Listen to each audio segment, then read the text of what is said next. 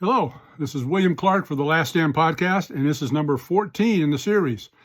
I've been away for a couple days trying to get some household honeydews done, but I'm back and I'm doing number 14. What I want to talk to you about today is impulses, and this is mostly directed at you young guys. When I say young guys, anybody younger than me, which is 72. My God, every time I say that, I have a little bit of crumbling sensation inside my soul. I can't believe I'm that old, but I am. I'm 72. What I'm going to talk about is impulses and voices. I'm not talking about people who have real ailments of schizophrenia and they hear voices in their head. I'm talking about people who don't have these ailments, who will get an impulse and will do something that, you know what, they regret. They buy a boat, they buy a motorcycle, they only ride 3 months out of the year. They spend money they don't have with credit cards and end up paying for them forever. Just really impulse dumb decisions that they always regret later. In my case, when I was younger, credit cards, free money, right? Use it. Credit cards are bondage and chains that lock you up for years. If you don't have the funds to pay for something, don't buy it. Easy to say, but when those impulses come in, when you see that shiny boat or that shiny motorcycle, and nowadays it's so easy just to click on Amazon and go, I just bought that. And you think to yourself, why did I buy that? Impulse. The voices are telling you to do it. As I've gotten older, much older, I'm learning to ignore impulses that come to me. I'm learning to ignore the voices that tell me to go buy something or go say something or go do something. I'm learning to be still. That's a hard thing to do, especially if you've been a person of action your whole life and you've reacted on your impulses. An impulse will get you in trouble every time. Every time. If it concerns an object of purchase or an emotion that is said or done out of anger. It's always bad. Excuse my nose. I walked into some blueberry bushes cutting my grass today, so I got some scars. Yeah, chicks love scars. Anyway, that's another thing. My point is that I've learned this, and I'm not telling you how to live your life. I'm not telling you what to do and not to do. I'm just telling you what I've gone through, what I've learned in my 72 years on this rock, is that impulse will get you in trouble. You need to back off. You need to stand away from it. Be still. The Bible even says that. Be still and see the glory of the Lord. That's a scripture. That's in the Bible. That's in the big book.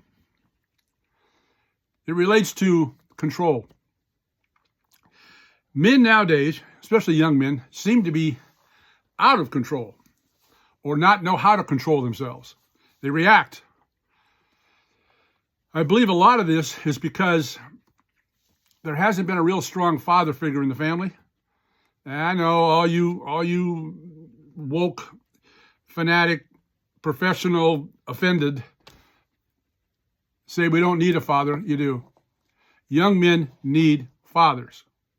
Whether you like it or not, that's the way it is.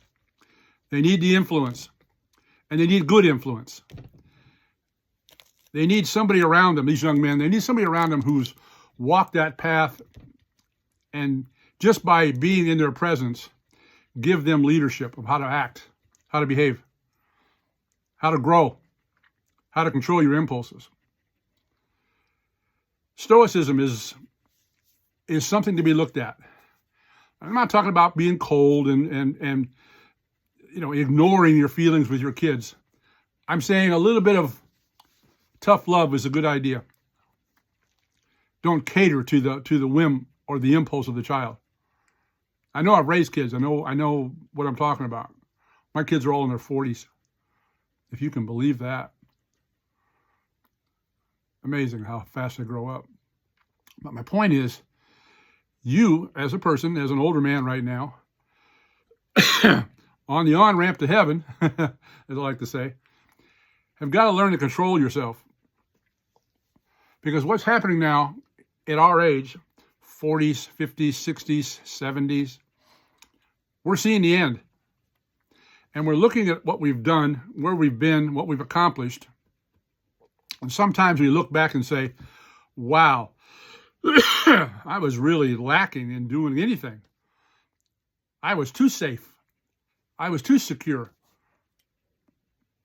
Other men will look back and say, wow, look at the wreckage that I left behind with emotions and relationships and people because of impulse control or lack of it. It's not too late. It's not too late to get control of yourself. Start being responsible emotionally. Now, as men, we don't like to talk about that kind of stuff, emotions and all that. You know, the wussification of the American, all that. But we need to address it in ourselves. Not necessarily talk to anybody about it, but we need to think about it. Well, what does this relate to? Excuse me, I'm still fighting allergies here in Michigan. It's almost August, and boy, I wish it would be over. Anyway, how does this relate to the form of what I'm talking about in writing? Well, I had a concept about this some time ago that I was thinking about what if a lot of those impulses were not from you? What if they were from external? Excuse me. What if they were things that were coming in from an outside source? A malevolent source. A source that wanted to control you. Make you do what they wanted you to do, whoever they are. I wrote this book called Run Through Darkness that addresses that. William Clark is on Amazon Books, Run Through Darkness. And how would these messages get to you? How would they come to you? And how would they come to the masses? What would be the delivery mechanism to get you to think and do and act in a way that you wouldn't normally act? Well, if you drive a car and you're in any kind of metropolitan area at all, you have street lights. Yeah, you know, the red, yellow, green street lights. And by the way, when I first saw a street light on the ground and I walked up next to it, those things are massive. They're about 4 feet high. I didn't even realize it, but they're in the air all the time, which you can't tell. I digress. Street lights. And what if, let's just say a what if those street lights were sending out an invisible laser, which we know is real, sending out an invisible layer to everybody who's parked in that car, in that lane, waiting to go. It's beaming a message. You're not even aware of it. It's coming right through your windshield, right into your retina, right into the front part of your brain, and you're getting an idea, or you're getting enraged, or you're getting sad. We all know that technology nowadays, most digital information is done by light rays and lasers.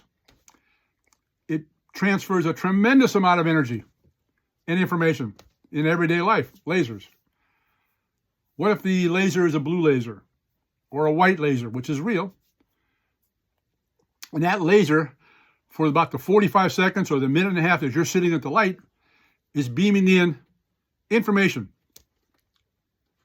Getting a 75-year-old grandmother to go down and buy a monster truck. She don't know why. She just went out and bought it. Or a very happily married man sitting in his company vehicle going to his business meeting now gets the idea that he wants to unliven everybody in his office for no reason. It just comes out of the blue. He don't know why he's thought this, and he don't know why it keeps coming. What if that was happening? What if street lights, and they're on computer control, were sending messages to the people, the unwilling audience that's sitting in their vehicles waiting for that light to change, is getting a message. Now, I'm not a tin hat conspiracy guy. I just wrote a book called Run Through Darkness that explores that possibility. It's fiction. There's tech in there, heavily researched. And just, it's a what if.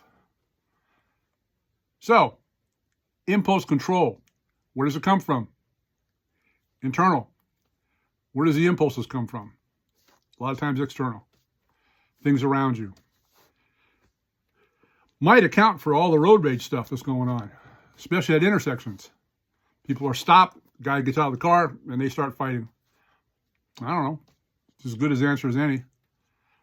People seem to have a lack of impulse control nowadays. Women especially. Older, middle-aged white women. Hence the term Karen. See it on YouTube all the time, TikTok all the time. These middle-aged white women going absolutely ballistic because they didn't get enough taco sauce. It probably happened in the past, probably as much as it's happening now, but now we can document it because everybody has one of these cameras. Everybody's filming everything. I always find it really funny that, or sad really, people would go to a music concert, they're standing in the audience and they got their phone up and they're holding it in front of them and they're looking at their phone. Well, obviously they're filming the performance, but they're not watching the performance, they're watching their phone. And they probably paid $60, $70, $80 to $100 for a ticket to get in there, and they spent the whole night looking at their phone. Point is, we get impulses and we get ideas. And maybe some of those ideas are not coming from us. Maybe they're coming from the environment. Maybe this digital soup and this electronic milieu that we live in, maybe some of that's getting through. Maybe that's coming to you. You're thinking, doing, and acting on things that you would never do before. 10 years ago, you wouldn't even thought about doing what you're doing now. Or thinking what you're thinking now. But you are. Just saying. Run Through Darkness was heavily researched on the scientific end. It's a fictional story of people who get involved in things that they don't really understand why they're getting involved in. It's a good read. It's fun. It's a good book. You'd enjoy it. A lot of twists and turns in it. And it covers the scope of human emotion, of impulse control, and how they act on it. That's why I wrote it. So, what am I saying with all this? I know my audience. I know my demographics. And I'm not trying to appease to the younger guys. I'm not trying to appease to the TikTok crowd at all. Because I really don't care about that. I care about it, but I don't care about it. If that makes any sense. Because I'm beyond it. I know who I am. I know my limitations. I know what I've endured in my life. I know what I think most of the time. And I react on it correctly, I think, most of the time. I've been an observer now. For the last 8 to 9 years, I've been an observer of my own human nature. Some of it I do not like. Some of it I am bothered by and I'm working on. Other things I'm proud of. But I listen more. I don't react as much as I used to. I have a lot better impulse control. And I'm nobody. I'm just a guy who's lived through it and learned. And what I can tell you, the 40, the 50, the 60, the 70-year-old guy out there, back off on the emotions. Be stoic. Be quiet. Give yourself what they call the pregnant pause when you're being confronted with something or somebody who's got a mouth as big as that airplane outside. Don't react to it. Don't react. Because what you're doing, they're sucking you into that storm, their storm. And believe me, everybody who's listening to this podcast has their own storms going through right now. I know that because I go through them. I just want you to be aware of the fact that you can control the voices. You can control the impulses. By the time you hit your 40s and 50s, 60s, 70s, you pretty much know what's good for you and what's not. And if you act on impulses that aren't good for you, that's just being lazy. And you're going to hurt somebody who cares about you. You may hurt your own reputation. You may hurt somebody who cares about you, like your wife or your kids, friends. Learn to be quiet. Learn to back off. Learn to listen. You got 2 ears, 1 mouth, remember? It's important. It's very important. So, if you want to get an idea of what could happen, possibly, if they are sending messages through streetlight mediums to make people do or go or act like they want them to act, Run Through Darkness. It's a good one. About 6 to 8 months of heavy research, and the characters are pretty well-rounded. They're just people like you and me, just trying to get through their day, and a lot of weird things start happening. That's kind of a theme in the books I write. Start out with almost suffocating normality, and then it cascades into something pretty much beyond their control, like that. And then they come back, they make it, they survive, or they don't.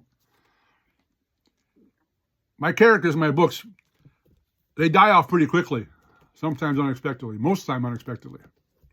It's kind of how I write them. That's the very nature of life itself. Like John Lennon said, life happens when you're waiting for something else. Sometimes death happens when you're waiting for something else. All the plans in the world, going to be all right, everything's going to work out, and bang! You step off a curb and the number 345 bus going to Costco runs you over. Now, I'm not laughing at it, but the irony of plans and all that comes into effect. So, like I always say, live for the moment, stay in the moment, because you don't have a guarantee of anything else past right now.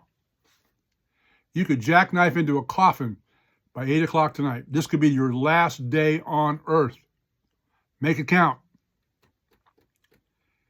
If you've got an impulse and it's positive, you believe in your heart, it's going to work, do it. If you get an impulse or an idea that's going to cost you money, cost you debt for a prolonged period of time, and the one you live with says, you're nuts if you do this, you might want to listen to that and not do it. Not an oversimplification, but I have seen that in my own life. Again, like I said, credit cards were they were a disease until I got rid of all of them, until I paid them all off and I'm debt free with those. It is freedom, guys. So, if you want a good read, you want to open your horizons a little bit, pick up Run Through Darkness by William Clark. It's a good read. Thank you for listening, guys. Thank you for your support. The support base is growing, which is great. Thank you for putting up with my 15 to 18 minute segments. I'll leave with the idea, I'll tell you that if you like what you see, give me a thumbs up. If you don't, thumbs down, give me a comment. I'd love to hear from you. And I'm going to go back outside and cut my grass, finish it up before Mom gets home, my baby. Anyway, thank you for listening, guys. Control the voices, control the impulses. Like I always say, if you can't be safe, you be sanitary. William out.